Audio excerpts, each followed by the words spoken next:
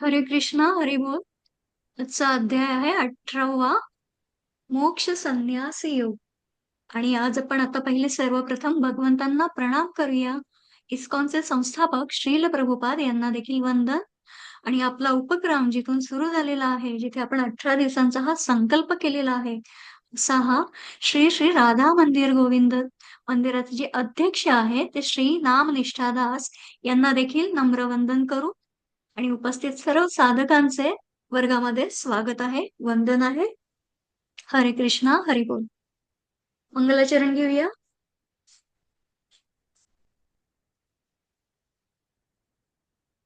ॐ अज्ञानतिमिरान्धस्य ज्ञानाञ्जनशलाकया चक्षुरुन्मिलितं येन तस्मै श्रीगुरवे नमः.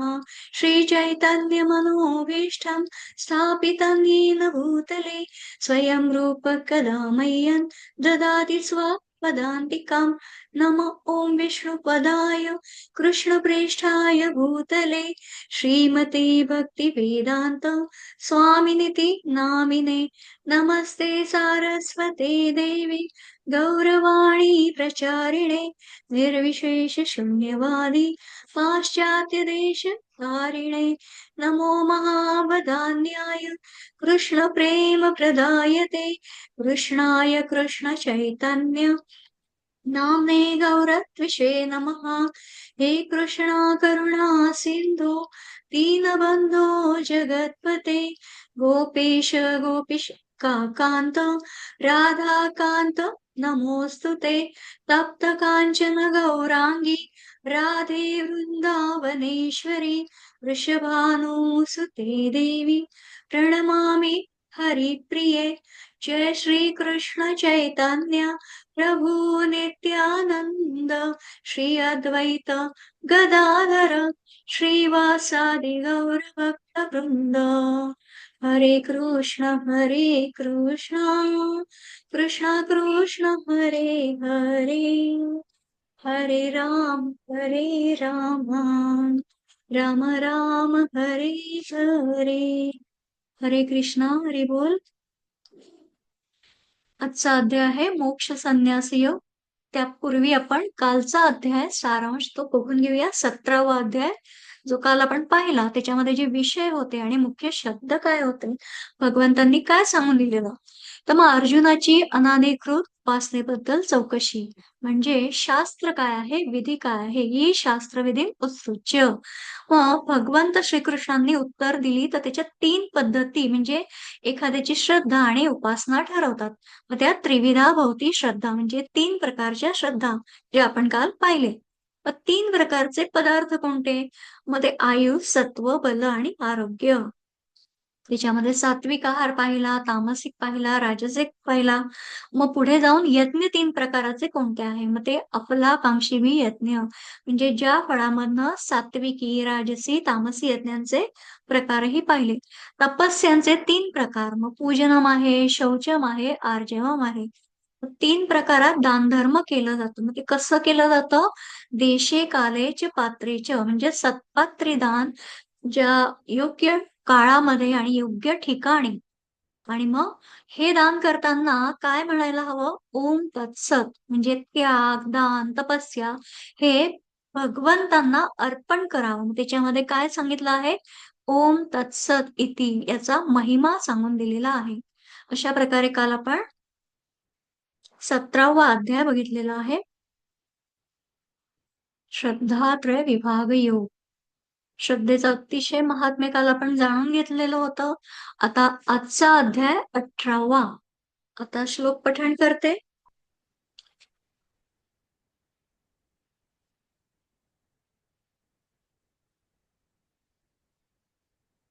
अर्जुन उवाच संन्यासस्य महाबाहो तत्त्वमिच्छामि वेदितुम् त्यागस्य च ऋषिकेश पृथक् केशिनिषूदन.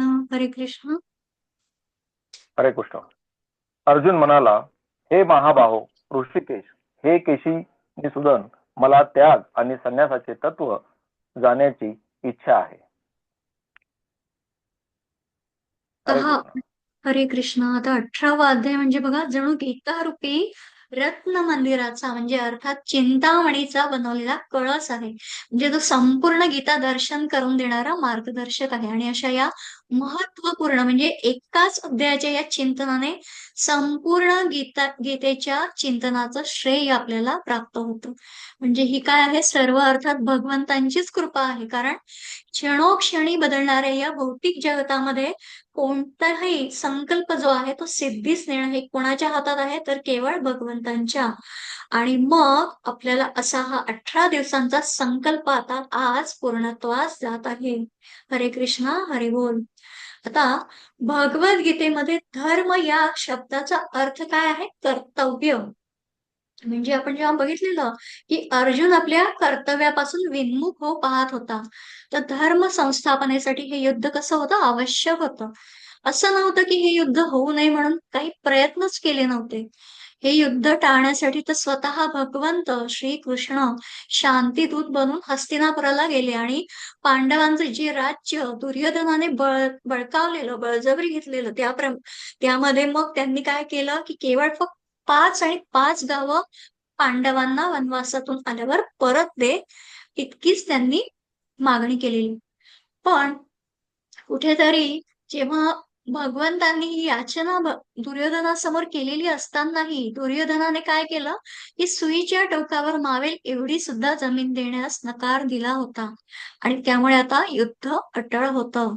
असं हे सर्व आपण पहिल्या दुसऱ्या अध्यायामध्ये जाणून घेतलेला आहे. मग आणि इथे अन्यायाविरुद्ध लढलंच पाहिजे हा संदेश आपल्याला प्राप्त होतो. आणि मग आता कालच्या अध्यायापर्यंत जेव्हा योग आणि शास्त्राचं विधान सांगितलं, श्रद्धेचं महत्व जाणून घेतलं, तेव्हा आता युद्ध सोडणं हा संन्यास आहे की त्याला त्याग म्हटलंय, असा इथे अर्जुनाला प्रश्न पडला. आणि त्यामुळे संन्यास आणि त्याग यातला काय फरक आहे, मग इथे अर्जुनाने हा प्रश्न विचारला आहे. आता वरवर जर पाहिलं तर संन्यास आणि त्याग हे दोन्ही शब्द एकाच अर्थाचे वाटू शकतात, पण त्यामागील तत्व वेगवेगळी आहेत. आता भगवंत त्याच्या या प्रश्नाला उत्तर देताना पुढे सांगत आहेत,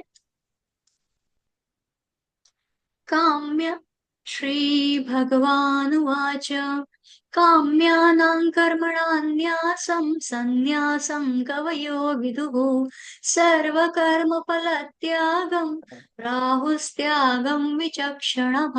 हरे कृष्णा. श्री भगवान म्हणाले, भौतिक इच्छांवर आधारलेल्या कर्माचा त्यागाला विद्वजन संन्यास असे म्हणतात आणि कार्याच्या फलाचा त्याग करण्याला बुद्धिमान लोक त्याग असे म्हणतात. हरे कृष्ण. हरे कृष्ण. आता भगवंत इथे उत्तर देताना सांगतायत की ज्ञानी महानुभाव जे विद्वान आहे, ज्ञानी आहे, तर यांनी अत्यंत विचारपूर्वक म्हणजे भगवंतांशी तदाकार एकाकार होऊन तत्व या शब्दाचा अर्थ जाणून घेतला आणि आपल्याला ग्रंथांमधून समोर ठेवला आहे. तर ते काय सांगतात की काही विद्वान लोक काम्य कर्माचा न्यास म्हणजे त्याला त्याग म्हणजे त्याग याला संन्यास म्हणतात. तर काही बुद्धिमान लोक काय म्हणतात की कर्माचा त्याग करण्याची आवश्यकता नाही, फळाचा त्याग करणं हा त्याग आहे. आणि मग पुढे जाऊया. हरे कृष्ण. हरे कृष्ण.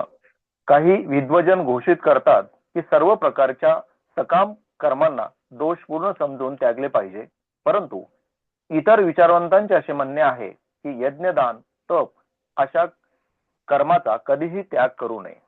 हरे कृष्ण.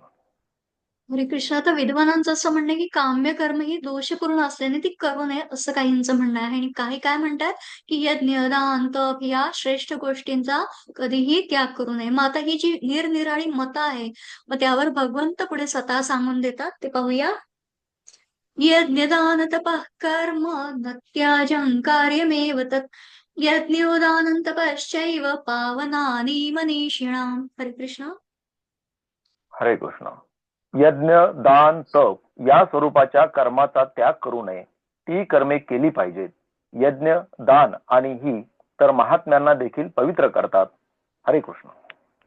हरे कृष्ण. आता इथे दोन जी मतं पाहिली विद्वानांची ज्ञानींची, मग आता इथे भगवंत काय सांगतात की मी जे सांगून देतो आता ते तू पूर्ण ऐक. मग यज्ञ दान तप ही कार्य जीवन पवित्र करणारी आहेत. तर कार्य म्हणजे काय, करण्यायोग्य कर्म. त्यामुळे या कार्यांचा जर त्याग केला तर जीवनामध्ये काय होईल, अधोगती होईल. तर इथे स्क्रीनवर तुम्हाला दक्ष राजाची कथा आपण पाहत आहोत की कशा प्रकारे दक्ष राजा महादेव आणि सतीचा अपमान करतात आणि त्याची शिक्षा म्हणून कुठेतरी त्याचं जे मस्तक असतं ते छाटलं जातं आणि मग काही काळानंतर जेव्हा तो क्षमा याचना करतो आणि मग बोकडाचं मुख त्याला लावलं जातं आणि त्यानंतर तो यज्ञ पूर्ण होतो आणि कुठेतरी त्याला तो पश्चाताप होतो आणि मग तो महादेवांची क्षमा मागून त्यांना ते उचित स्थान देतात. म्हणजे बघा बोकडाचं मुख लावून सुद्धा तो यज्ञ संपन्न करतो. म्हणजे काय? या हृदयामध्ये भगवंत राहतो. म्हणजे आपण तो श्लोक नेहमी आता जाणलेला आहे बघा. सर्वस्य चाहं हृदि सन्निविष्टो.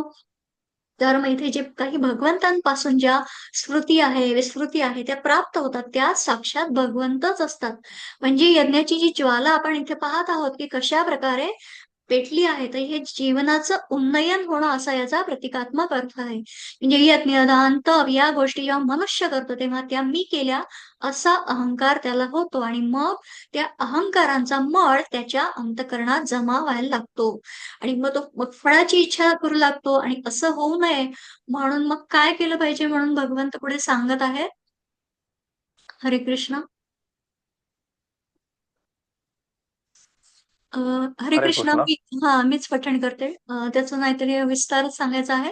आता इथे श्लोक 7, 8, 9 मध्ये जे सांगितलं आहे म्हणजे कोणती विहित कर्तव्य आहे, कारण आहेत आणि कोणतं गुण आहे. तर इथे भगवंत काय म्हणतायत की आसक्ती आणि त्यामुळे येणारं फळ यापासून दूर राहा, त्याचं अजिबात चिंतन करू नको. म्हणजे बघा इथे जे सांगितलेलं आहे की ज्या क्रॉस केलेल्या आहेत तर ते पहिलं काय आहे राजसी आहे, नंतरचं तामसी आहे आणि नंतर सात्विक. म्हणजे ही जी विहित कर्तव्य आहे त्यासाठी कसं पाहिजे आचरण.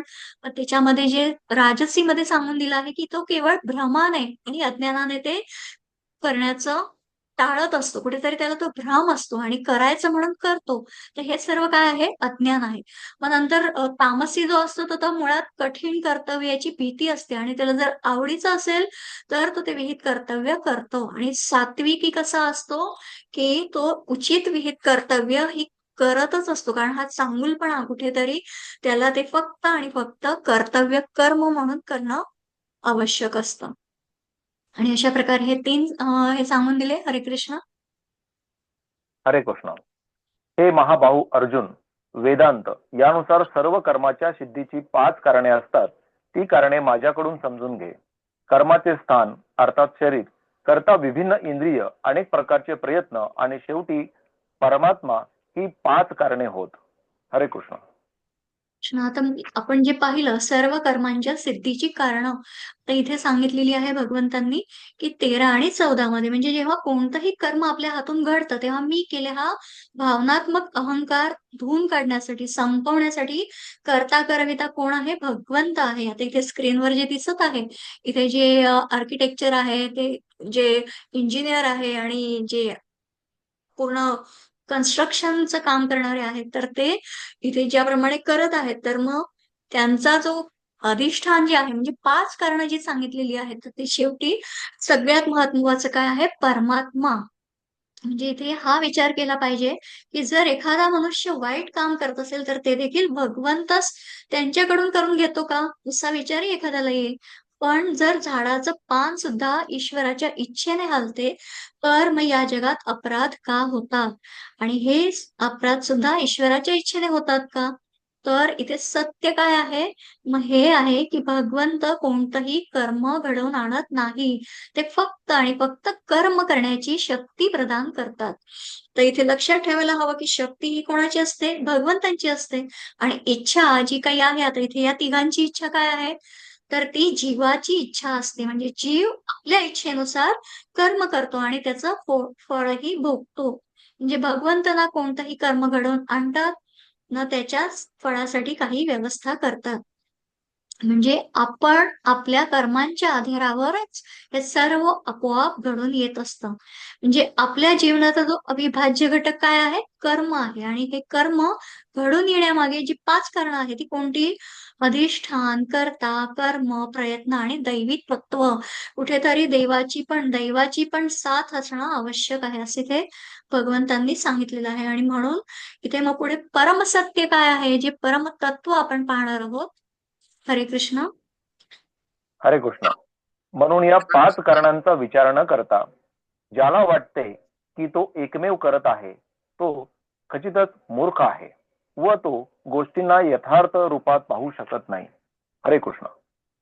हरे कृष्ण. आता जो मुळात म्हणजे हे 5 कारणांचा विचारच करत नाही, त्याला सतत वाटतं की मी, मला, माझं, माझ्याकडूनच. मग बघा त्याच्यासाठी उदाहरण आहे की दिव्याच्या प्रकाशामध्ये घरात आता बरीचशी कामं होतात. कोणी स्वयंपाक बनवत असतं, कोणी वाचत असतं, कोणी टीव्ही पाहत असतं. मग प्रकाश ही सर्व कर्मे करतो का? नाही. सूर्य उगवल्याबरोबर पृथ्वीवर हालचालीला आरंभ होतो. सर्वजण आपापल्या कामात व्यस्त होतात आणि ही सर्व कामे सूर्याद्वारा केली जात नाहीत. केवळ त्याचा प्रकाश आणि ऊर्जा यामुळे ती संपन्न होत असतात. आणि ही अतिशय महत्वाची गोष्ट आहे की सर्व कर्म प्रत्येक जीवाच्या कर्मयात्रेनुसार होत असतात. आणि हेच ते परमसत्य आहे. हरे कृष्ण. कर्माचं हरे स्वरूप. कृष्ण. ज्ञान, ज्ञेय आणि ज्ञाता ही 3 कर्माला प्रेरणा देणारी कारणे होत. इंद्रिय, कर्म आणि कर्ता हे 3 कर्माचे घटक आहेत. हरे कृष्ण. हरे कृष्ण. आपण कर्माचं स्वरूप काय आहे मग आता पाहून घेऊया की ज्ञान, ज्ञेय आणि परिज्ञाता. म्हणजे हा जो मनुष्य दिसत आहे, तर आता हा ते जे बास्केटबॉल खेळतोय, तर मग ज्याच्या संबंधी जाणलं जातं ते काय आहे? ज्ञेय. ज्ञान म्हणजे जाणलेली गोष्ट आणि जाणणारा कोण आहे? परिज्ञाता. म्हणजे हे जे त्यांनी बास्केटबॉल विषयी सर्व माहिती गोळा केलेली आहे, तर ते ज्ञान आहे. आणि बास्केटबॉल काय झालंय? ज्ञेय झालेला आहे. आणि या बॉल विषयी म्हणजे तो सर्व ते कशा प्रकारे खेळता येतंय, मग त्याच्यासाठी तो माहिती जाणून घेतोय, तो परिज्ञाता आहे. पुढील श्लोकाकडे जाऊया. हरे कृष्ण. हरे कृष्ण. भौतिक स्वरूपाच्या पद्धतीवर आधारित 3 प्रकारचे ज्ञान या ठिकाणी सांगितलेले आहेत. ज्या अं, ज्ञानामुळे अनंत रूपात विभाजित असलेल्या सर्व जीवांमध्ये एकच अविभक्त आध्यात्मिक स्वभाव दिसून येतो, त्या ज्ञानाला तू सात्विक समज. ज्या ज्ञानामुळे अनंत रूपात विभाजित असलेल्या सर्व जीवांमध्ये एकच अविभक्त आध्यात्मिक स्वभाव दिसून येतो, त्या ज्ञानाला तू सात्विक समज. ते ज्ञान ज्याद्वारे प्रत्येक भिन्न शरीरात भिन्न प्रकारचे जिवंत अस्तित्व आहे, हे आपणास समजले पाहिजे की आपण उत्कटतेच्या स्थितीत असणे आवश्यक आहे. 18.22. आणि हे ते ज्ञान ज्यामुळे मनुष्य एकाच प्रकारच्या कार्याला सर्वस्व समजून आसक्त होतो, त्याला सत्याचे ज्ञान राहत नाही व जे अतिशय अल्प असते त्या ध्यान आला तमोगुणी ज्ञान म्हणतात. हरे हरे कृष्ण. कृष्ण. बास्केटबॉलचं जे उदाहरण पाहून घेतलं म्हणजे कर्म घडण्यासाठी काय आवश्यक आहे? ज्ञान, ज्ञेय, परिज्ञाता हे मानसिक स्तरावर आहे. आणि करण, साधन आणि कर्ता हे काय आहे? शारीरिक स्तरावरती आवश्यक आहे. म्हणून हे 3 प्रकारचं ज्ञान इथे भगवंतांनी खुलासा केलेला आहे. ते आपण 20 ते 28 श्लोकांमधनं सात्विक, राजस आणि तामस भेदांचं वर्णन जाणून घेणार आहोत. आता 20 मध्ये काय सांगितलं की सर्व मनुष्यांची शारीरिक रचना एकसारखी आहे, पण प्रकृतीच्या 3 गुणांच्या कारणानं प्रत्येक व्यक्ती वेगळी आहे. आता ज्ञान देखील 3 प्रकारांचं असतं. संत महात्मे या सृष्टीमधील विविधतेमध्ये देखील काय पाहतात? एकता पाहतात. म्हणजे समदृष्टीने सर्वांना पाहतात, जे आपण समदर्शिना श्लोकमध्ये बघितलेलं. मग वेगवेगळ्या या दिसणाऱ्या सर्व प्राणीमात्रांमध्ये जो एक अविनाशी भाव आहे, जे एकच चैतन्य तत्व भरून राहिलेलं आहे, ते एकच आत्मतत्व कसं आहे? अविभक्त आहे. म्हणून हे तत्व सृष्टीच्या कणाकणामध्ये व्यक्त आहे. आणि हे जे ज्ञान आहे ते कसं आहे? सात्विक ज्ञान आहे. मग 21 मध्ये सांगितलं आहे की सृष्टीमध्ये आपल्या उपजीविकेचं ज्ञान आपल्याला मिळतं. आणि ते कसं असतं? विभक्त रूपामध्ये असतं. आता आपण जीवशास्त्र आपण शाळेमध्ये वगैरे शिकलो. मग तिथे एकेका जीवाचं पृथक्करण म्हणजे जे वेगवेगळ्या प्रकारे करून आपल्याला ज्ञान प्राप्त होतं, ते सर्व काय आहे? राजसिक ज्ञान. आणि तिसरा जो सांगून दिला आहे की तमोगुणी कसं आहे? तर मी म्हणजे शरीर या भावनेने तीव्रतेने जाणीव करून देणारं ज्ञान ते तामस ज्ञान आहे. म्हणजे असा मनुष्य केवळ शरीराच्या विषयावरच विचार करतो आणि या ज्ञानामुळे मग तो काय करतो? रंगभेद, वंशभेद, जातीभेद, सांप्रदायिक भेद सुद्धा निर्माण करतो. आणि म्हणून मग राजसिक आणि तामसिक ज्ञानाकडून सात्विक ज्ञानाकडे गेलं पाहिजे आणि आत्मतत्व समजून घेतलं पाहिजे. जसं बघा, मला अभेद भक्ती दे, असा ही जी प्रार्थना आहे, ज्यामधून जीवनातील सर्व भेद मिटून जातात. सर्व प्राणिमात्रांमध्ये जे चैतन्य तत्व आहे तिथपर्यंत आपण पोहोचू शकतो आणि त्या उच्च स्तरावरती आपल्याला जीवन नेता येतं. आता पुढे बघूया. हरे कृष्ण. हरे कृष्ण. भौतिक स्वरूपाच्या पद्धतीवर आधारित 3 प्रकारच्या क्रिया. पहिली क्रिया, जे कर्म नेमलेले आहे, आसक्तीशिवाय केले जाते, जे राग द्वेष न ठेवता आणि फलप्राप्तीच्या इच्छेविना केले जाते, त्या कर्माला सात्विक कर्म म्हणतात. दुसरे, परंतु फल आशेची इच्छा धरणाऱ्या मनुष्याकडून मोठ्या प्रयासाने जे कर्म केले जाते व जे मी त्या अहंकारयुक्त बुद्धीने केले जाते ते रजोगुणी कर्म होय. तिसरे, जे कर्म मोहाने शास्त्रीय आदेशाची अवहेलना करून व भावी बंधनांची पर्वा न करता किंवा हिंसा अथवा दुसऱ्यांना क्लेश देण्याकरिता केले जाते त्या कर्माला तामसिक कर्म म्हणतात. हरे कृष्ण. हरे कृष्ण. तर आपण ज्ञानाबद्दल जाणून घेतलं, की कसं सात्विक, राजसिक आणि तामसिक ज्ञान. मग त्याचा पुढचा काय स्टेप आहे? पुढची प्रक्रिया म्हणजे ती क्रियेमध्ये उतरवणं. जेव्हाही एखादं आपण ज्ञान ग्रहण करतो, मग ते आत्मसात करणं, जे क्रिया करणं, मग ती कशाप्रकारे हवी? मग ते सात्विक कर्म, रजोगुणी कर्म आणि तामसिक कर्म. इथे भगवंतांनी या गोष्टींचं वर्णन केलेलं आहे, जे प्रभूजींनी आता इथे पठण केलेलं आहे. आपण पुढे बघूया. हरे कृष्ण. हरे कृष्ण. भौतिक स्वरूपाच्या पद्धतीवर आधारित 3 प्रकारच्या क्रिया. पहिली क्रिया, हे पार्थ, या बुद्धीद्वारे मनुष्य प्रवृत्ती आणि निवृत्ती कार्य आणि सहकार्य, भय आणि निर्भय, बंधन आणि मोक्ष यांना जाणतो ती सात्विक बुद्धी होय.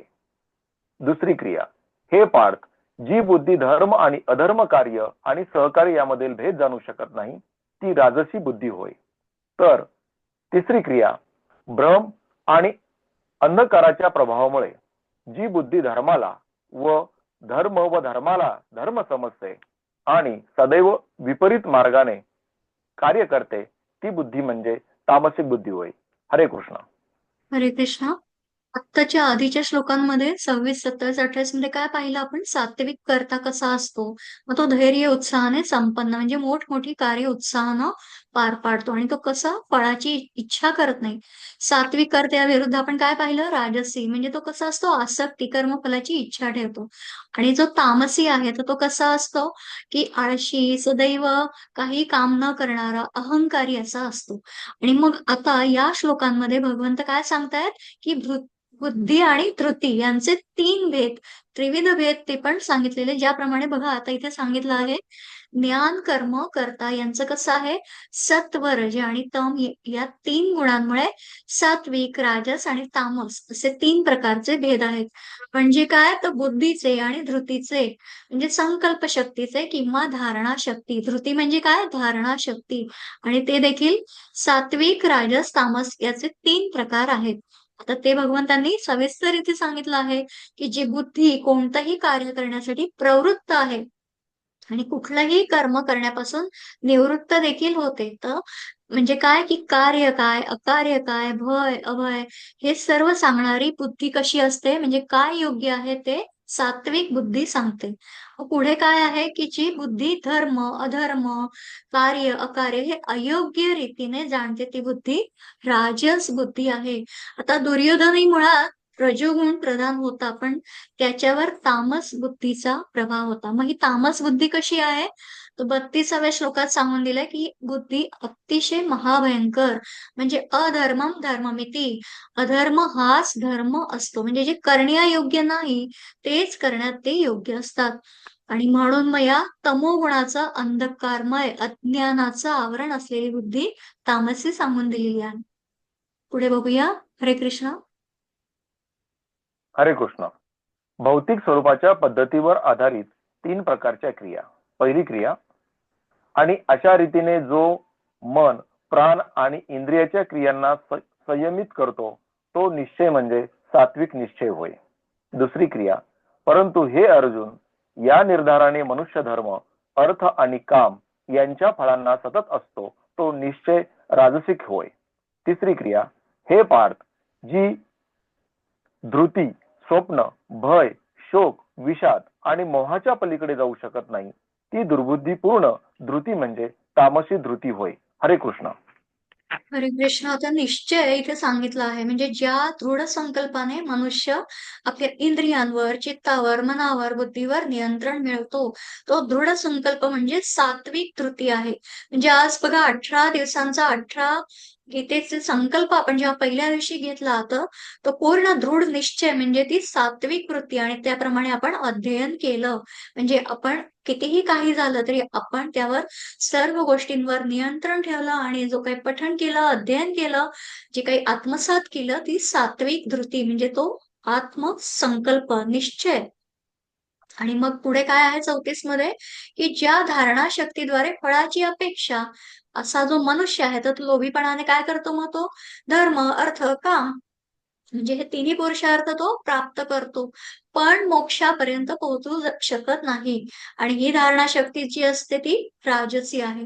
आणि 35 मध्ये सांगितलं आहे की जे दुष्ट लोक असतात त्यांची धारणाच अयोग्यच असते. म्हणजे ते निद्रा सोडत नाही, दिवस रात्र लोळत पडतात, लवकर उठून काय करायचंय, मी उठतच नाही, अशा त्यांच्या न उठण्याचं, जागण्याचं समर्थन देतात. सतत भयभीत असतात, चिंतित असतात, दुःख कुरवाळत बसतात. म्हणजे थोडक्यात पशूंप्रमाणे त्यांचं वर्तन आणि धारणा असते. आणि मग पुढे जाऊन पाहूया. हरे कृष्ण. हरे कृष्ण. ज्या ज्ञानामुळे अनंत रूपात विभाजित असलेल्या सर्व जीवांमध्ये एकच अविभक्त आध्यात्मिक स्वभाव दिसून येतो त्या ज्ञानाला तू सात्विक समज. हरे कृष्ण. हरे कृष्ण. आणि आता म्हणून सर्व रूपांतर म्हणजे अनंत रूपात आता इथे तुम्ही स्क्रीनवर पाहत आहात की सर्व प्राणी मात्रांमध्ये म्हणजे सात्विक सर्व जीवांमध्ये एकच आत्मा आहे. भगवंतांचा अंश आपण सर्वांमध्ये जो सांगून दिलेला आहे तर तो आध्यात्मिक स्वभाव दिसून येतो आणि ते ज्ञानासाठी काय सांगितलं आहे सात्विक ज्ञान आहे. हरे कृष्ण. हरे कृष्ण. हे पार्थ, जो निश्चय अचल आहे, जो योगाभ्यासाद्वारे खंबीरपणे धारण केलेला आहे आणि अशा रीतीने जो मन, प्राण आणि इंद्रियांच्या क्रियांना संयमित करतो तो निश्चय म्हणजे सात्विक निश्चय होय. हरे कृष्ण. हरे कृष्ण. आता आपण जे बघत आहोत म्हणजे सात्विक ज्ञान नंतर सात्विक निश्चय मग कसा आहे अगदी ठाम दृढ निश्चय श्रद्धेने आणि भावाने तर त्याच्यामधनं प्राण आणि इंद्रियांच्या क्रियांना संयमित करणं म्हणजे तो निश्चय काय सांगितलेला आहे सात्विक निश्चय जे आता आपण पाहिलेलं. पुढे जाऊया.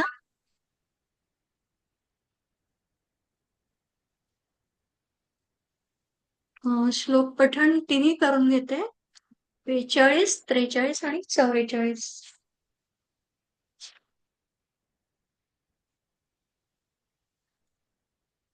शमोदमस्तपःशौचं क्षान्तिरार्जवमेव च ज्ञानं विज्ञानमास्तिक्यं ब्रह्म कर्म स्वभावजं शौर्यं तेजो धृतिर्दाक्ष्यं युद्धे चाप्यपलायनं दानमीश्वरभावश्च क्षात्रं कर्म स्वभावजं कृषिर्गौरक्षवाणिज्यं वैश्यकर्म स्वभावजं परिचर्यात्मकं कर्म शूद्रस्यापि स्वभावजं. हरे कृष्ण. हरे कृष्ण. शांती, आत्मसंयम, तपस्या, पावित्र्य, सहनशीलता, प्रामाणिकपणा, ज्ञान, बुद्धिमत्ता आणि धार्मिकता या स्वाभाविक गुणानुसार ब्राह्मण कर्म करतात. शौर्य, तेज, निर्धार, दक्षता, युद्धांमध्ये धैर्य, औदार्य आणि नेतृत्व या स्वाभाविक गुणानुसार क्षत्रिय कर्म करतात. कृषी, गोरक्षा आणि व्यापार हे वैश्यांचे स्वभावजन्य कर्म आहे आणि श्रम व इतरांची सेवा करणे हे शूद्रांचे कर्म आहे. हरे कृष्ण. हरे कृष्ण. इथे स्वाभाविक कर्मांचं वर्णन आहे. त्यासाठी आपण जे पाहणार आहोत 42, 43 आणि 44 म्हणजे आपल्या उपजत स्वभावाला अनुसरून जो ज्ञानार्जन करतो, ज्ञानदान करतो, तो कोण आहे? ब्राह्मण. जो दीन दुबळ्यांची रक्षा करतो तो क्षत्रिय, म्हणजे त्याचं वर्णन आहे. आणि जो व्यापार उद्योग करतो तो वैश्य आणि सेवा कार्य करणारा तो शूद्र. आता शूद्र आणि क्षुद्र दोन वेगळे अर्थ आहे, पण इथे शूद्र आहे. भगवंतांनी क्षुद्र म्हणून कमी लेखलेलं नाही, तर हे शूद्राचं कर्म काय आहे?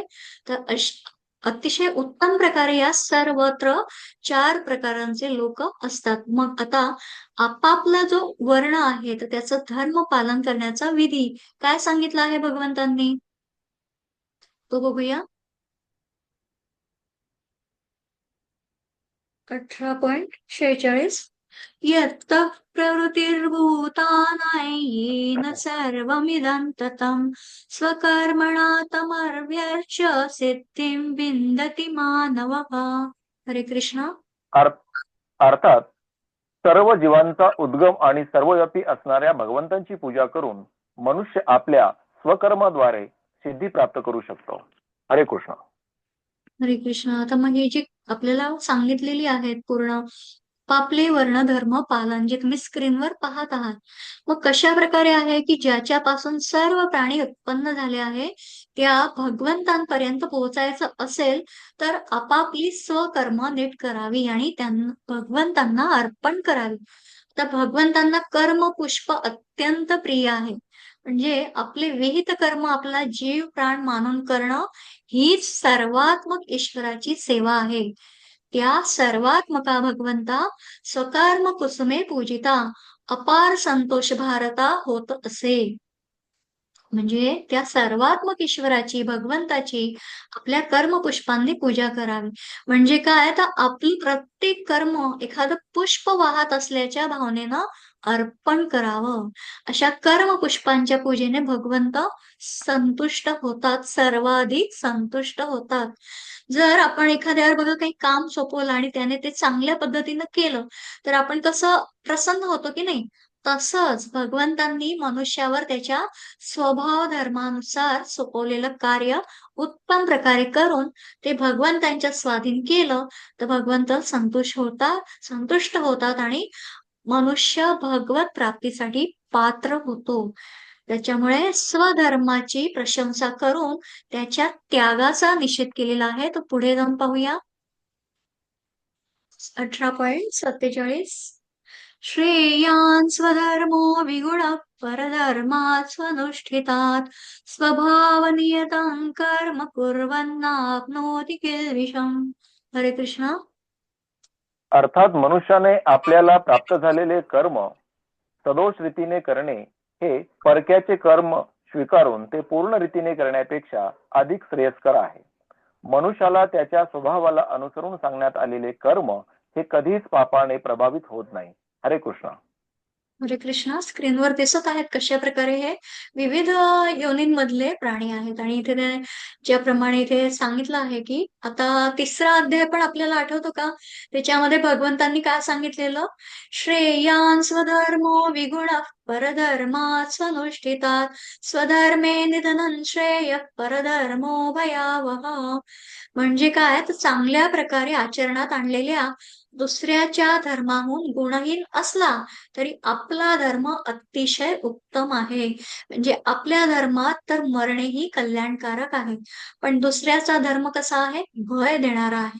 आणि मग पुढील श्लोकात संन्यास योगाचा प्रारंभ भगवंत करत आहेत की कशा प्रकारे परमसिद्धीची प्राप्ती होते. 18.54 ब्रह्मभूतः प्रसन्नात्मा न शोचति न काङ्क्षति समः सर्वेषु भूतेषु मद्भक्तिं लभते पराम्. हरे कृष्ण. अर्थात आपल्या बुद्धीद्वारे पूर्णपणे शुद्ध होऊन आणि निश्चयाने मनोनिग्रह करून इंद्रिय तृप्तीच्या विषयांचा त्याग करून आसक्ती आणि द्वेष यातून मुक्त होऊन जो एकांत स्थळी राहतो तो मिताहार करतो, आपली काया वाचा आणि मन संयमित करतो, जो सदैव समाधिस्थ आणि अनासक्त असतो, जो मिथ्या अहंकार, मिथ्या बल, गर्व, काम, क्रोध आणि भौतिक गोष्टींचा स्वीकार इत्यादी गोष्टीपासून मुक्त असतो, ममत्वरहित आणि शांत असतो, तो मनुष्य आत्मसाक्षात्काराच्या स्तराप्रत निश्चितच प्रगत होतो. हरे कृष्ण.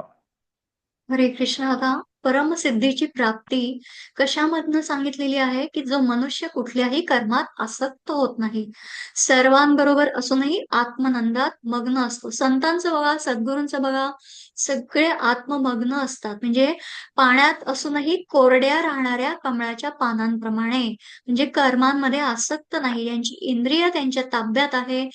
कर्म करण्याची मिळालेली संधी हे एवढंच मोठं फळ असं मानतात.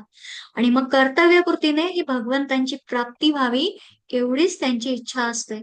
आणि असं सर्व करून सुद्धा म्हणजे काहीही करत नाही, काही न करता देखील सर्व काही करतात. म्हणजे अर्थात मी करतो हा अहंभाव नष्ट झालेला असतो.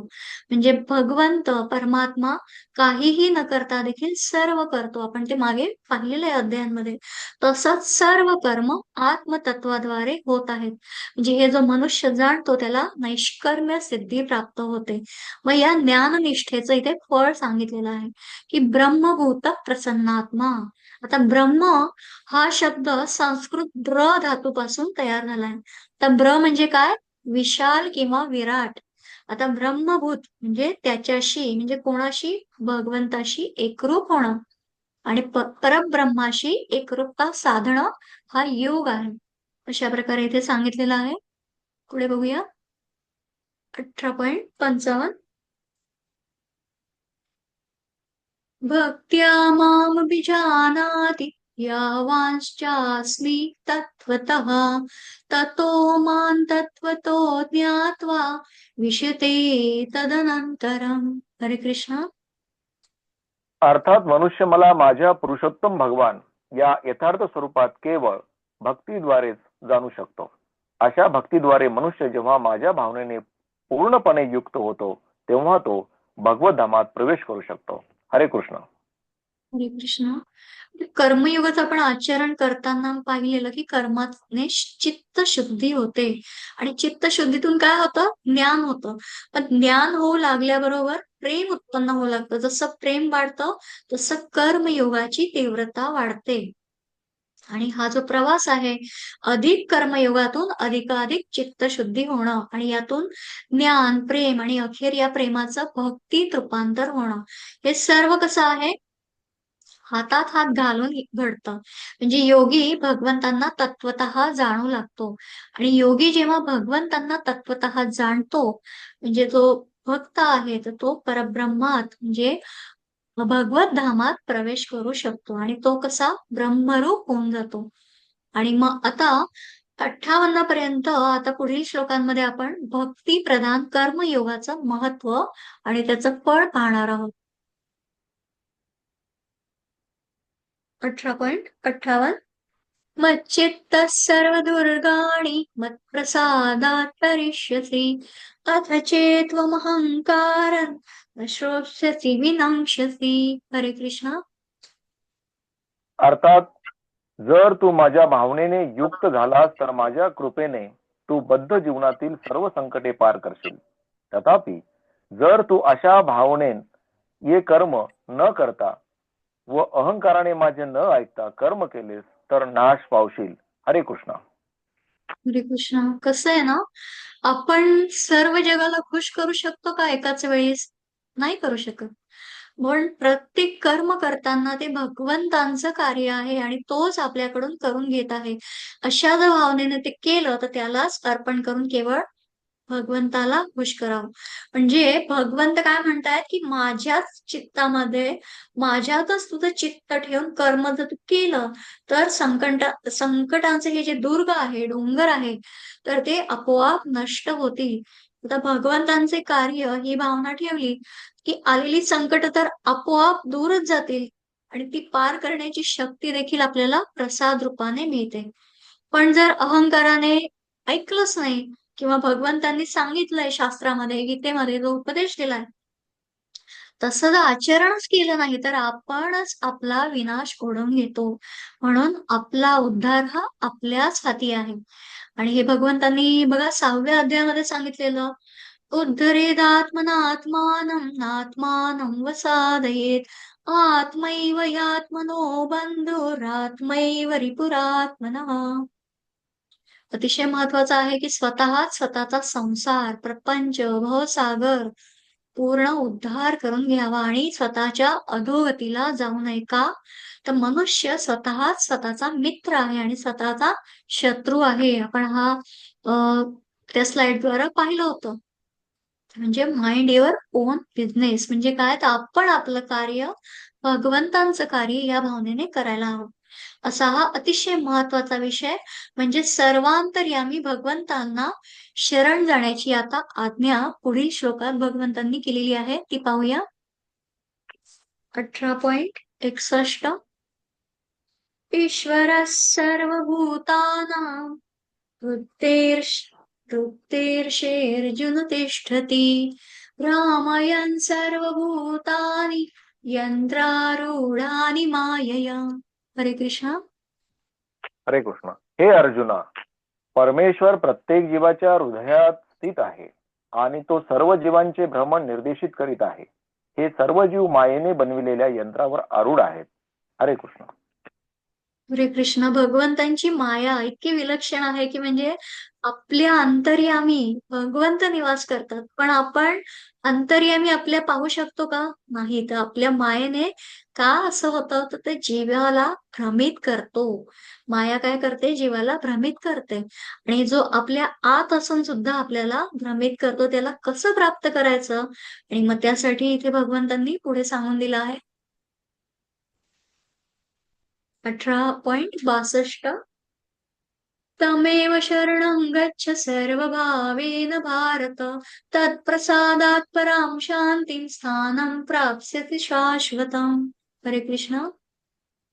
हे भारता, पूर्णपणे त्याला शरण जा. त्याच्या कृपेने तुला दिव्य शांती आणि सनातन परमधामाची प्राप्ती होईल. हरे कृष्ण. आता भगवंतांनी सांगूनच दिलंय की मायेच्या कक्षेच्या बाहेर येऊन कसं त्या परमतत्वाला भगवंतांना अर्पण प्राप्त करायचं आहे. आपण स्वतः त्या भावनेतून यायचं आहे. तर म्हणून सर्व भावे पूर्णतः शरण भाव म्हणजे जो अर्पण भाव आहे. तर इथे काय सांगितलं आहे की भगवंता मी तुमचं कार्य करतो आहे, तुम्ही जसं करून घ्याल तसं मी करेन, असा भाव ठेवणं आवश्यक आहे. आणि शरण जाताना पूर्ण शरणागती हवी. बहुतेक वेळा आपली इच्छा असते, तिथे आपली गडबड होते. म्हणजे इच्छा देखील अर्पण करायला हवी. तर कोणतीही इच्छा मनात उत्पन्न झाली की ते भगवंतांना आवडेल का? हा पहिले विचार करायला हवा. आणि त्यांची इच्छा आहे, भगवंतांची इच्छा आहे असं भाव ठेवला, तर मग त्यासाठी कर्म करायला हवं. आणि अशा प्रकारे या विषयाचा उपसंहार भगवंतांनी अर्जुनाला सर्व गोष्टींचा विचार करून योग्य जे वाटत आहे, आता ते तू कर यासाठी सांगत आहे. 18.63 इति ते ज्ञानमाख्यातं गुह्याद् गुह्यतरं मया विमृशैतदशेषेण यथेच्छसि तथा कुरु. हरे कृष्ण. हरे कृष्ण. याप्रमाणे मी तुला अत्याधिक गुह्य ज्ञान सांगितले आहे. याचा पूर्णपणे विचार कर आणि तुझ्या इच्छेत जे येईल ते कर. हरे कृष्ण. हरे कृष्ण. आता जे समोर आलेलं कर्म त्याचं जे आहे, जे काही ज्या भावनेने आहे तर तोच करता करविता आहे हे जाणून त्यालाच भगवंतालाच अर्पण केलं तर ती परमशांती प्राप्त होते. हे जेव्हा आता सांगितलं आहे तर मग भगवंत आता इथे म्हणतात की शरण येण्याची तुला आता आज्ञा दिलेली आहे, पण आता तुला जे योग्य वाटत आहे तर ते तू कर. आणि मग पुढच्या श्लोकामध्ये या 4 जी वचनं आहेत, मग ती काय आहेत ती पाहूया. 18.65 मन्मना भव मद्भक्तो मद्याजी मां नमस्कुरु मामे वैश्यति सत्यन्ते प्रतिजाने प्रियोसि मे. हरे कृष्ण.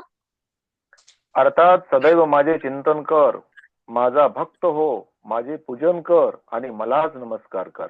याप्रमाणे निश्चितपणे तू मला प्राप्त होशील. मी तुला हे प्रतिज्ञेने सांगतो, कारण तू एक अत्यंत प्रिय सखा आहेस. हरे कृष्ण. हरे कृष्ण. भगवंतांचा प्रिय सखा अर्जुन का? तर तो अनघ आहे, निष्पाप आहे. जसं आपण बघितलं निरागस बालकाचं उदाहरण पाहिलेलं. आणि मग इथे 4 वचनं जी भगवंतांनी देऊन दिलेली आहे, आश्वासनं दिली, प्रतिज्ञाच केली आहे. काय केली आहे? मन्मना भव, म्हणजे आपले मन तू सतत माझ्या ठिकाणी ठेव. माझ्याशिवाय अन्यत्र कुठेही तुझं मन जाऊ देऊ नको. आणि याचा मतितार्थ काय? की जीवनामध्ये काहीतरी लक्ष्य, हेतू, मोटो असायला हवा. आणि ध्येय नेहमी कसं असावं? उच्चतम. आता अनेक जन्मानंतर आपण हा मनुष्य देह आपल्याला प्राप्त झालेला आहे. म्हणजे नराचा नारायण होणं इतक्या उंचीपर्यंत मनुष्य पोहोचू शकतो. आणि परमात्मा प्राप्ती हेच खरं उच्चतम ध्येय असलं पाहिजे. आणि मग दुसरं काय सांगितले आहे वचनमध्ये? मत्त भक्त भव, म्हणजे भक्तीचा अर्थ काय? प्रेम. भगवंत काय सांगतायत? की तू माझ्यावर निस्सीम अनन्य असं प्रेम कर. ध्येयावर प्रेम असेल तरच ते प्राप्त होतं. मग मध्याजी भव, तिसरं काय आहे? यज्ञ, म्हणजे यज्ञ. भगवंत अर्जुनाला सांगतात की तू यज्ञ करता हो, म्हणजे काय? विहित कर्म जे काही करशील ते मला समर्पित कर. आणि चौथं काय आहे वचन? मान नमस्कुरु, म्हणजे मला प्रणाम कर. प्रणाम याचा अर्थ काय? नुसता प्रणाम आहे का? कृती आहे का? नाही, तर शरणागती, संपूर्ण समर्पण. ध्येय गाठण्यासाठी संपूर्ण समर्पण हवं. आणि या 4ही वचनांचं पालन केल्याने काय होईल हे भगवंत पुढे सांगत आहेत ते बघूया. म्हणजे इथे माम एव एष्यसि, म्हणजे काय? हे अर्जुन, तू मला प्राप्त होशील, माझ्याशी एकरूप होऊन जाशील, हे मी प्रतिज्ञापूर्वक सांगत आहे. मग पुढे बघूया 18.66. सर्वधर्मान् परित्यज्य मामेकं शरणं व्रज, अहं त्वां सर्वपापेभ्यो मोक्षयिष्यामि मा शुचः. हरे कृष्ण. अर्थात सर्व प्रकारच्या धर्माचा त्याग कर आणि केवळ मलाच शरण घे. मी तुला सर्व पापांपासून मुक्त करीन. तू भयभीत होऊ नकोस. हरे कृष्ण. हरे कृष्ण. अर्जुनाच्या माध्यमातून आपल्याला भगवंत कुठेतरी आश्वासत करत आहेत आणि सांगत आहेत. तर परित्यज्य या शब्दाचा कधी कधी चुकीचा अर्थ घेतला जातो, पण इथे भगवंतांनी धर्माचा त्याग करायला सांगितलेलं नाही, तर वैचारिक द्वंद्वांचा त्याग करा, असा इथे अतिशय महत्वाचा अर्थ येतो. तर अर्जुनाच्या मनामध्ये देखील बघा द्वंद्व निर्माण झालेलं होतं.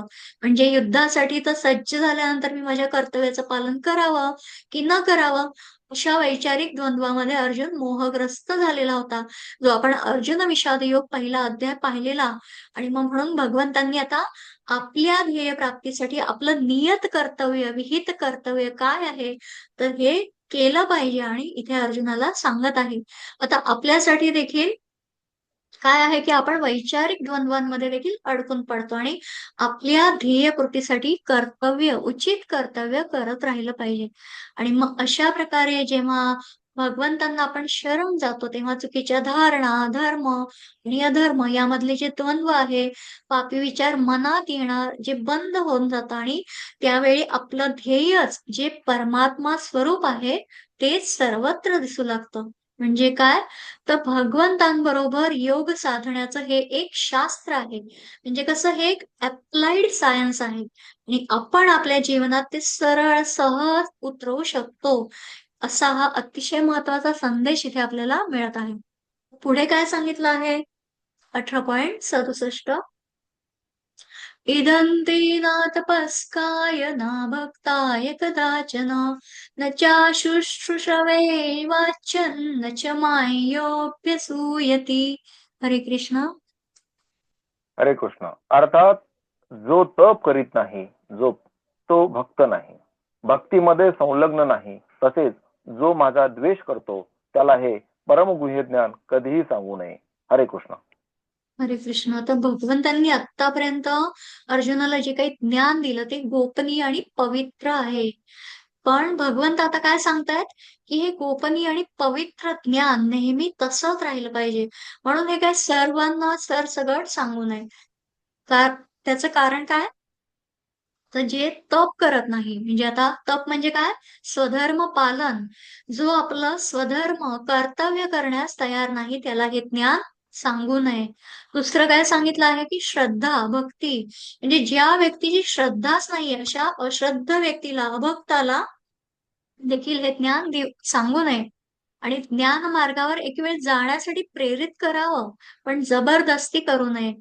म्हणजे गीतेचा प्रचार, प्रसार जरूर करावा. आता आपण या इस्कॉनच्या या माध्यमातून जेव्हा जोडले गेलेलो आहोत, तरी आपण हा प्रचार, प्रसार नक्कीच करू शकतो. पण त्यांना फोर्स करणं, जबरदस्ती करणं करू नये. कारण असं म्हटलं जातं, की बघा तहानलेल्या लेल्या माणसाला न मागताच पाणी द्यावं. कोणी भुकेलेला असेल, तर त्याला न मागताच अन्न द्यावं आणि कोणी आजारी असेल, तर न मागताच त्याला मदत करावी. पण ज्ञान ही अशी गोष्ट आहे, की ती फक्त आणि फक्त मागणाऱ्यालाच द्यावी. आणि भगवंतांनी देखील अर्जुनाला तेव्हाच हा ज्ञानाचा उपदेश दिला, जेव्हा भगवंतांना अर्जुन शरण गेलेला होता. तोपर्यंत भगवंतांनी हे ज्ञानाचा उपदेश केलेला नव्हता. आणि त्याच प्रकारे ज्यांच्या मनात भगवंतांविषयी द्वेष आहे, म्हणजे इथे सांगितलं आहे, की जो माझा द्वेष करतो, तिरस्कार करतो, त्याला हे ज्ञान सांगू नये. कारण काय आहे, एखाद्याची या मनुष्याची दोष पाहण्याचीच वृत्ती असते. म्हणजे तो काय विचार करेल, की काय गीता वाचून काय करणार आहे? असं त्याचं मत असू असू शकतं आणि अशा व्यक्तीला हे ज्ञान देणं योग्य नाही. आणि मग आता हे सर्व आपण श्रवण करण्याचं महात्म्य काय आहे, ते जाणून घेऊया. 68 आणि 69 श्लोक पठण करते.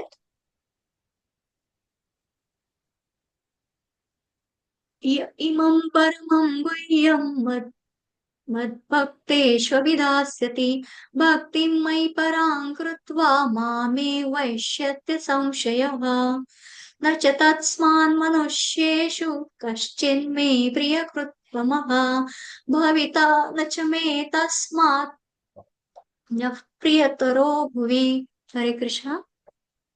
हरे कृष्ण. अर्थात जो मनुष्य भक्तांना हे परमगुह्य रहस्य सांगेल, त्याला निश्चितपणे शुद्ध भक्ती प्राप्त होईल व अखेरीस तो माझ्याकडे परत येईल, यात मुळीच संशय नाही. दुसऱ्या श्लोकाचा अर्थ, त्याच्यापेक्षा मला अधिक प्रिय असा कोणीही सेवक या जगामध्ये नाही, तसेच त्याच्यापेक्षा अधिक प्रिय असा कोणी होणारही नाही. हरे कृष्ण. हरे कृष्ण. तिथे प्रिय भक्तांची यादींमध्ये आपलं पण नाव आहे. आता बघा, याच्यामध्ये 63व्या श्लोकात जे वर्णन केलेले 4 वचनांचं म्हणजे काय, ज्ञान तप करण्यास तयार असलेल्या श्रद्धाळू, ऐकण्याची, श्रवणाची इच्छा असणाऱ्या भक्ताला जरूर द्यावं. ही देखील एक परमभक्तीच आहे. म्हणजे अध्यापन करणं हे देखील अत्यंत महत्त्वपूर्ण कार्य आहे, जे आपण इथे करत आहोत. आता आपल्याला जेवढं येतं तेवढं आपण दुसऱ्याला शिकवू शकतो. काहीच येत नसेल तर गीतेचा प्रचार, प्रसार हे देखील आता ज्याप्रमाणे आधीच्या श्लोकात पाहिलं, तर मग अशा प्रकारे जेव्हा आपण करतो, तर मग भगवंतांना त्याच्यापेक्षा अधिक प्रिय असा दुसरा कोणीही नाही. साक्षात भगवंतांनी सांगून दिलेलं आहे. मग पुढे बघूया. 18.70 अध्यक्ष अध्येष्येते च इमं धर्म्यं संवादमावयोः ज्ञानयत्नेन तेनाहं विष्टस्यामिति मे मतिः. हरे कृष्ण. हरे कृष्ण. अर्थात, आणि मी घोषित करतो की जो कोणी आपल्या या पवित्र संवादाचे अध्ययन करतो, तो आपल्या बुद्धीद्वारे माझे पूजन करतो. हरे कृष्ण. हरे कृष्ण. भगवंतांची पूजा म्हणजे काय? अतिशय गूढ अर्थ आहे बरं का हा. आणि अतिशय महत्वाचा श्लोक पण आहे, की काय सांगतात भगवंत, की भगवंत आणि अर्जुन यांच्यामधील संवादाचं अध्ययन जो करेल, ती देखील भगवंतांची पूजाच ठरेल. प्रत्यक्ष भगवंत सांगत आहे पहा, जो अज्ञानी आहे तो ज्ञानाचा प्रसार करू शकत नाही, पण जो गीता शिकत आहे, गीता समजून घेण्याचा प्रयत्न करत आहे, तो देखील ज्ञान यज्ञच करीत आहे. आणि अशा प्रकारे इथे असं म्हटलेलं आहे, की अशी व्यक्ती देखील मला प्रिय आहे. जे इस्कॉनच्या माध्यमातून आपण भगवद्गीता जशी आहे तशी जो श्रील प्रभुपादांनी आपल्यासाठी जो अनुवाद करून दिला आणि मग त्याप्रमाणे आपण ती समजून घेण्याचा 18 दिवसामध्ये हा प्रयास केलेला आहे. तर मग आपण देखील कसे आहोत? भगवंतांचे प्रिय भक्त आहोत. आणि ही देखील आपण केलेली बुद्धीद्वारे पूजाच आहे. 18.71 श्रद्धावान् नसूयश्च शृणुयादपि यो नरः सोऽपि मुक्तः शुभान् लोकान् प्राप्नुयात् पुण्यकर्मणा. हरे कृष्ण. हरे कृष्ण. आणि जो मनुष्य श्रद्धेने व द्वेष न करता श्रवण करतो तो सर्व पापातून मुक्त होतो आणि पुण्यवान लोक जेथे वास करतात त्या शुभ लोकांची तो प्राप्ती करतो. हरे कृष्ण. हरे कृष्णा. स्क्रीनवर पाहत आहात की कशा पद्धतीने श्रील प्रभुपादांच्या समवेत सर्व साधक भक्त डिवोटी कशाप्रमाणे एकाग्र झालेत आणि ती वचनं अमृत वचनं ऐकत आहेत. म्हणजे आता बघा काही आता जे आपण म्हटलं आधीच्या श्लोकात की काही अज्ञानी असतात, निरक्षर लोक आहेत, ते गीता शिकू शकत नाही का? तर भाषा संस्कृत असल्यामुळे त्यांना ते अवघड वाटतं, शिकणं कठीण वाटतं आणि मग त्यांच्यासाठी सुद्धा भगवंतांनी काय सोय केली आहे की भगवंत म्हणतात पूर्ण श्रद्धेने जो या संवादाचं श्रवण करेल त्याला देखील शुभलोक प्राप्त होईल. म्हणजे ज्याप्रमाणे पंगतीमध्ये जेव्हा आपण एखाद्या कार्यक्रमाला जातो तर तिथे जे जेवणासाठी भोजनासाठी जे वाढले जातात पदार्थ ते सर्व एकाच प्रकारचे सर्वांना दिले जातात. त्याचप्रमाणे ज्ञानाचा प्रसार करणाऱ्यांना प्रचार करणाऱ्यांना किंवा केवळ श्रवण भक्ती करणाऱ्यांना देखील हा ज्ञानाचा प्रसाद सर्वांना सारखाच प्राप्त होतो. आणि गीता श्रवण केली असता जन्म जन्मांतरीची पाप नष्ट होतात, धर्माचा उत्कर्ष होतो आणि त्या योगे स्वर्गाचं वैभव देखील प्राप्त होतं, चित्त शुद्ध होतं, मनाचं प्रतिबिंब तेथे आपण पाहू शकतो. म्हणजे काय तर आपण आपलं स्वरूप जाणू शकतो. आणि मग आता हे सर्व ऐकून अर्जुन काय म्हणतोय? 18.73 अर्जुन उवाच नष्टो मोहस्मृतिर्लब्धा त्वत्प्रसादान्मयाच्युत स्थितोऽस्मि गतसन्देहः करिष्ये वचनं तव. हरे कृष्ण. हरे कृष्ण. अर्जुन म्हणाला, हे कृष्ण, हे अच्युत, माझा मोह आता नष्ट झाला आहे. तुमच्या कृपेने मला माझी स्मृती पुन्हा प्राप्त झाली आहे. मी आता दृढ आणि संशय मुक्त झालो आहे आणि तुमच्या आज्ञेनुसार मी कर्म करण्यास तयार आहे. हरे कृष्ण. हरे कृष्ण. आता इतका सुंदर अर्जुनाने इथे विधान देऊन दिलेलं आहे. कारण अर्जुनावरती म्हणजे या निष्पाप अनघावरती भगवंतांची कृपा आणि शेवटी भगवंतही कुठे म्हणतात की हे सर्व ज्ञान तू ऐकल्यानंतर तुझी इच्छा तुला जे करायचं असेल ते कर, पण काय कर सगळ्या ठिकाणी माझ्यात मनमना भव, माझ्याच ठिकाणी चित्त एकाग्र कर.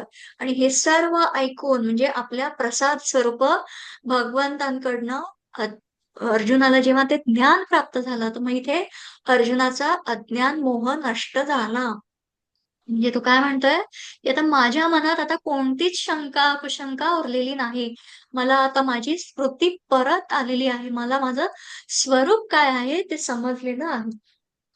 जेव्हा आपण बघा 11व्या अध्यायामध्ये विश्वरूप दर्शन पाहिलं तेव्हा त्याला एक काही अंशीच त्याला ते त्याची ती प्राप्ती जाणीव झाली होती. पण आता इथे पूर्ण त्याला समजलं आहे की माझं स्वरूप काय आहे, माझं कार्य काय आहे आणि आता कशासाठी माझा जन्म झाला आहे हे सुद्धा त्याला समजलं. आणि आता आपल्या आदेशाचं पालन करायला मी सिद्ध आहे. जसं बघा गीतेचा पहिला शब्द म्हणजे आपण जेव्हा धर्मक्षेत्रे कुरुक्षेत्रे पहिल्या अध्यायाचा पहिल्या श्लोकाचा पहिला शब्द काय? धर्म. आणि शेवटचा जो शब्द आहे तो मम आहे. म्हणजे 18व्या अध्यायामध्ये जो 78वा श्लोक आहे त्याचा शेवटचा चौथ्या चरणामधला शेवटचा शब्द आहे मम, जो आपण पठण करणार आहोत पुढे. तर इथे काय सांगितलं आहे? माझा धर्म, धर्म आणि मम म्हणजे मम धर्म म्हणजे माझा धर्म, माझं कर्तव्य काय आहे हे सांगणारी ही गीता आहे. आता मनुष्य जेव्हा आपल्या कर्तव्यापासून दूर जातो तेव्हा भगवत गीता त्याला मार्गदर्शन करते आणि अर्जुन देखील आपल्या कर्तव्यापासून दूर चाललेला होता. तेव्हा भगवंतांच्या उपदेशाने त्याला ते जाणीव झाली आणि त्याला समजलं आता भगवंतांची आज्ञा समजून त्याने आपलं नियत कर्तव्य करायला तो तयार झाला आणि भगवंतांचं कार्य आता पूर्ण झालं. म्हणजे आपण देखील आपल्याला प्राप्त झालेलं कर्म भगवंतांची आज्ञा समजून करण्यास प्रवृत्त झालं पाहिजे. आणि आता मग पुढे संजय जो आहे ज्यांनी हे पूर्ण सर्व जे युद्धाचा प्रसंग दिव्य दृष्टीद्वारा त्या अंध धृतराष्ट्राला सांगितलेला, तर मग तो आता पुढे काय सांगत आहे मग 18 हरे कृष्ण 77. हरे कृष्ण. हे राजन, भगवान श्रीकृष्णांचे अद्भुत रूप स्मरण केल्याने मी अधिकाधिक विस्मयकारी होत आहे आणि मला पुन्हा पुन्हा हर्ष होत आहे. हरे कृष्ण. हरे कृष्ण. आता भगवंत आणि अर्जुन यांच्यामधला जो संवाद तर तो पण देखील ऐकत होता आणि गुरु व्यासजींच्या कृपेमुळे म्हणजे तो प्रत्यक्ष पाहू शकत होता आणि ऐकू पण शकत होता. आणि त्यांना त्या ज्या संजयाला आहे तर त्याला तो असा अद्भुत आनंद झालेला. मग त्याला ते संजयला देखील असा वारंवार तो संवाद ऐकतोय, पुन्हा पुन्हा आठवत आहे. आणि मग त्या आनंद भावनामध्ये तो पुन्हा पुन्हा तेच सांगत आहे की काय इथे सांगितलं आहे की महर्षी व्यासांच्या कृपेने जे विश्वरूप दर्शन जेव्हा ते संजयने देखील पाहिलेलं आणि ते देखील त्याला इथे पुन्हा पुन्हा आठवत आहे. आणि मग तो देखील आश्चर्यचकित होत आहे. आणि अर्जुनाच्या भूमिकेमध्ये जाऊन तर आपण ही गीता वाचली तरी आपण सुद्धा हा आनंद प्राप्त करू शकतो. आणि मग अखेरचा श्लोक आहे हरे कृष्ण. यत्र योगेश्वरः कृष्णो यत्र पार्थो धनुर्धरः तत्र श्रीर्विजयो भूतिर्ध्रुवा नीतिर्मतिर्मम. यत्र योगेश्वरः कृष्णो यत्र पार्थो धनुर्धरः तत्र श्रीर्विजयो भूतिर्ध्रुवा नीतिर्मतिर्मम. यत्र योगेश्वरः कृष्णो यत्र पार्थो धनुर्धरः तत्र श्रीर्विजयो भूतिर् ध्रुवा नीतिर्मतिर्मम. हरे कृष्ण. अर्थात जेथे योगेश्वर कृष्ण आणि महान धनुर्धर अर्जुन आहेत तेथे निश्चितच ऐश्वर्य, विजय, असामान्य सामर्थ्य आणि नीती आहे, हे माझे मत आहे. हरे कृष्ण. हरे कृष्ण. जो अर्जुनाला गीतोपदेश समजला त्याचा मोह नष्ट झाला, भय नाहीसं झालं आणि त्याची कर्तव्य बुद्धी जागृत झाली. आणि मग अशा प्रकारे हे सर्व वर्णन संजयने केलं. आणि हे कुठेतरी धृतराष्ट्राला म्हणजे शेवटच्या श्लोकामध्ये संजय काय सांगत आहे की खऱ्या एखाद्या प्रामाणिक पत्रकाराप्रमाणे एखादा संदेशवाहक कसा असतो की त्याप्रमाणे तो हे सांगत आहे आणि निश्चयी मत सांगत आहे. कोणाला? अंध धृतराष्ट्राला. की प्रत्यक्ष खरं तर राजाच्या समोर बसून युद्धाचं वर्णन करताना म्हणजे राजाचे पुत्र पराभूत होणार आहे हे सांगणं ही काही सोपी गोष्ट आहे का? नाही. आणि त्याला तर हे माहित होतच का? तर जेथे योगेश्वर कृष्ण आहे आणि धनुर्धारी अर्जुन आहे तेथे हा धर्माचाच सत्याचाच विजय निश्चित आहे. भगवंतांचा उपदेश जसा आवश्यक आहे तसाच स्वीकारणारा अर्जुनासारखा कार्यकर्ता आवश्यक आहे. आणि अर्जुनाची कर्तव्य तत्परता देखील इथे महत्वाची आहे. अन्यथा बघा भगवंतांनी दिलेल्या ज्ञानाच्या समाधीमध्येच अर्जुन रमून गेला असता. आणि भगवंतांकडे कसं आहे मनाची सशक्तता आहे आणि अर्जुनाकडे देहाची सशक्तता आहे. आणि मी कोण आहे, मी कशासाठी इथे आलो आहे हे जाणून भगवंतांनी सांगितलेल्या मार्गावर चाललं तर विजय निश्चित आहे. आणि म्हणून मग इथे 18वा अध्याय जरी विराम घेत असला तरी भगवद्गीतेच्या मार्गावर निरंतर चालत राहणं श्रेयस्कर आहे. कारण हा अभ्यास कधीच पूर्ण होत नाही. हा सतत सतत करावा लागतो आणि म्हणूनच आपण परत भगवद्गीतेचा प्रथम पहिला श्लोक म्हणून श्री गणेशा करूया. धर्मक्षेत्री कुरुक्षेत्रे समवेतायुयुत्सवः मामकः पांडवाश्चैव किमकुर्वत संजय. हरे कृष्ण. झालेली ही उपदेश सेवा भगवंत चरणी अर्पण आहे. आणि आजपर्यंत जे काही सर्वोत्तम ज्ञान जे काही यथामती यथाशक्ती आपल्यापर्यंत पोहोचवण्याचा जो प्रयास केला तो भगवंतांनी सद्गुरूंनी करून घेतला. आणि बोलताना जर काही अपशब्द किंवा अडखळलं गेलं असेल, कधी कधी नेटची पण समस्या येते, रेंजची, तर ते तर तांत्रिक आहे, पण तरी देखील आता त्यामध्ये माझ्या बोलताना वाणीचा तो दोष समजून आपण सर्वांनी क्षमा करावी. इति अथाष्टादशोऽध्यायः. हरे कृष्णा. हरी बोल. रेकॉर्डिंग थांबवते. हरे कृष्ण हरी बोल. हरे कृष्णा. हरी बोल. हरे कृष्णा हरि बोल माता जी. हरे कृष्णा. हरी बोल.